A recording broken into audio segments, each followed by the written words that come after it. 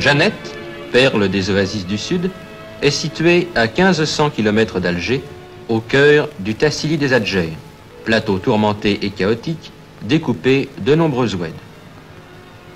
Le lit et les berges rocheuses de l'oued Djariou cachent, au milieu de 25 000 palmiers, les 3 villages qui forment Janet.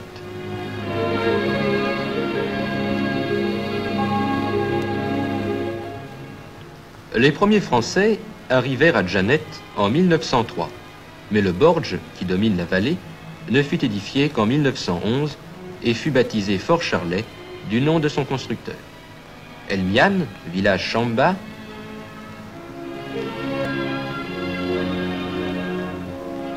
Adjaïl, village sénousite,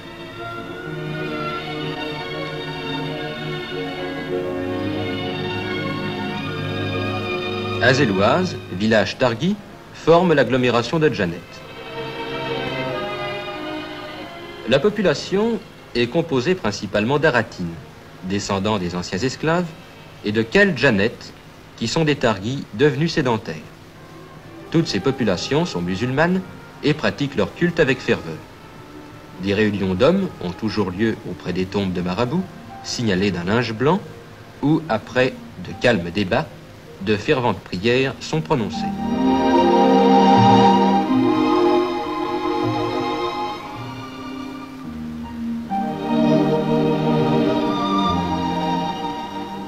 Les femmes, toujours effacées, se livrent aux besognes traditionnelles, pilent le grain dans des mortiers archaïques, se contentent d'être belles, ou encore élèvent une nombreuse progéniture.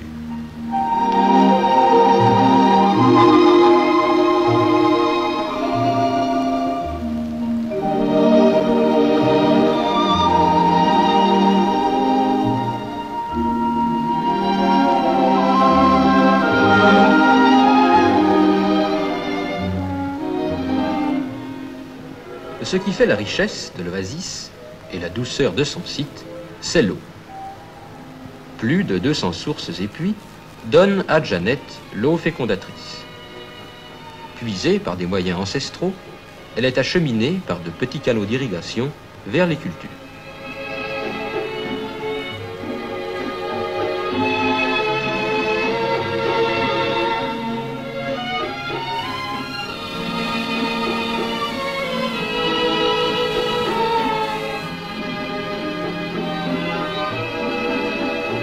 Tandis que les hommes travaillent dans les palmeraies, les femmes chassent les djenoun, ou mauvais génies, au son des tambourins et appellent la bénédiction du Très-Haut. D'autres installations hydrauliques plus modernes alimentent aussi les cultures.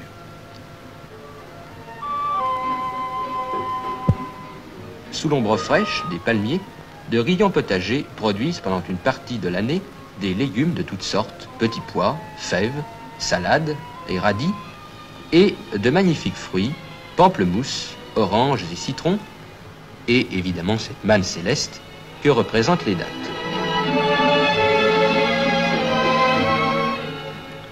Janet, peuplée de 1500 habitants, possède un groupe scolaire remarquable, construit en 1951 et comprenant 3 classes. Plus de 110 élèves le fréquentent régulièrement. La journée scolaire commence par une distribution de lait fort appréciée par tous.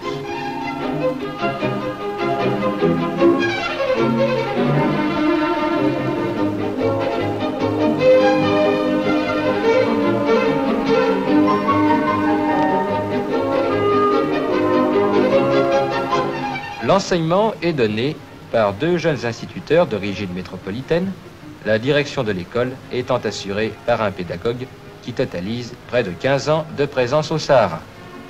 L'instruction est poussée jusqu'au certificat d'études.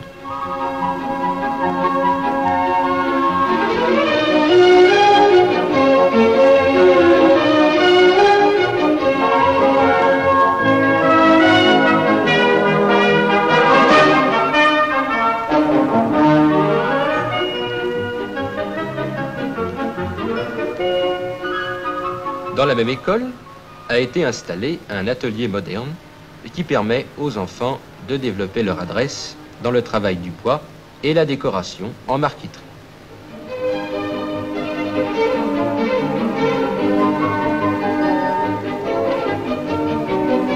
L'art traditionnel, la sculpture sur plâtre, est très en honneur et les sculpteurs en herbe y excellent.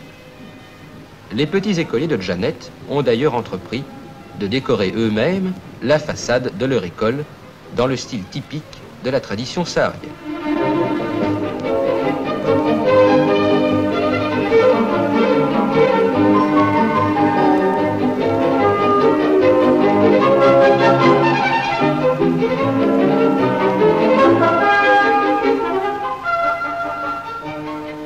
Objet de soins attentifs, tout ce petit monde est périodiquement visité et vacciné à l'hôpital de Janet, qui est dirigé par un médecin militaire. Cet hôpital, dont la construction a été terminée en 1956, a une capacité de 60 lits et est doté des derniers perfectionnements de la technique moderne.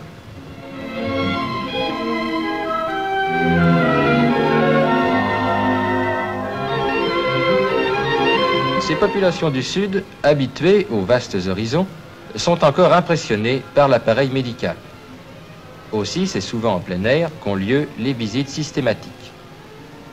Médecins et infirmiers ont installé leur salle de consultation sur la terrasse de l'hôpital, au chaud soleil tamisé par les palmiers.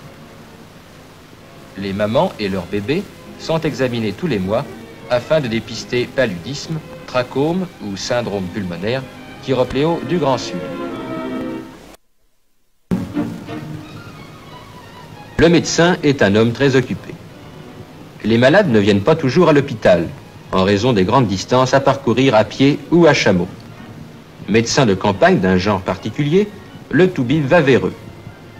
Le voici, quittant Janet pour une tournée dans le désert.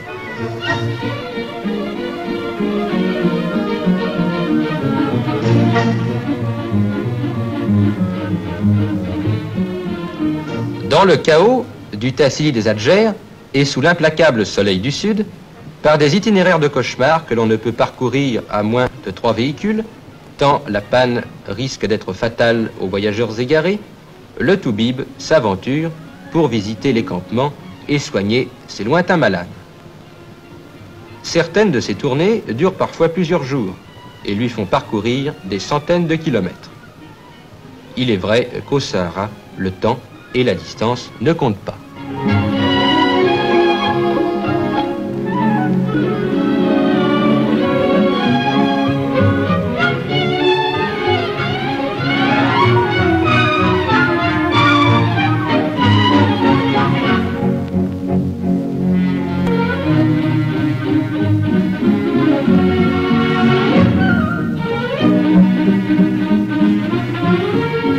La Jeep de l'assistance médicale a stoppé près d'un campement de nomades et le médecin se met à l'œuvre immédiatement.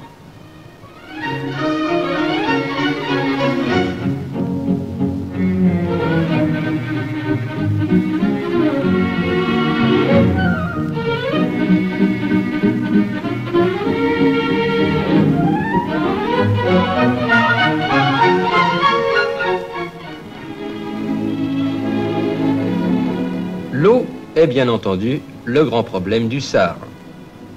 Aussi le service de l'hydraulique de l'Algérie a-t-il entrepris des forages systématiques afin de créer des points d'eau de débit constant dans le but de faciliter la vie des populations et des équipes de prospecteurs. Contrairement aux vieilles croyances, le Sahara ne manque pas d'eau. On la trouve effectivement en abondance à des profondeurs variant entre 15 et 150 mètres.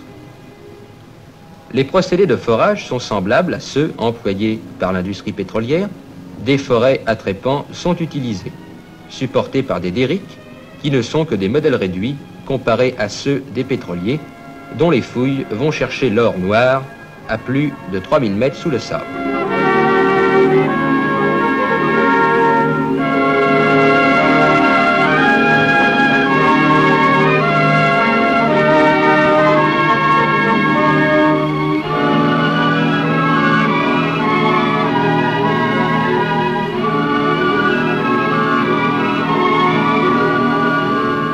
Nous sommes ici à Tin Al-Koun, à 100 km à l'est de Janet, à proximité immédiate de la frontière libyenne.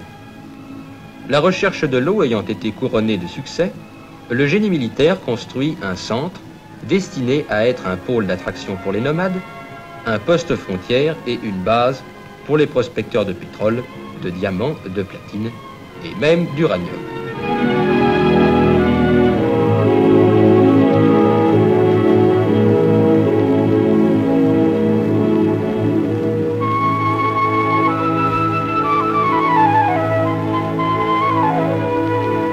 Pendant que les sapeurs travaillent au montage des baraques préfabriquées, les compagnies sahariennes assurent leur protection. Ces unités ont une grande mobilité et constituent la police motorisée du désert.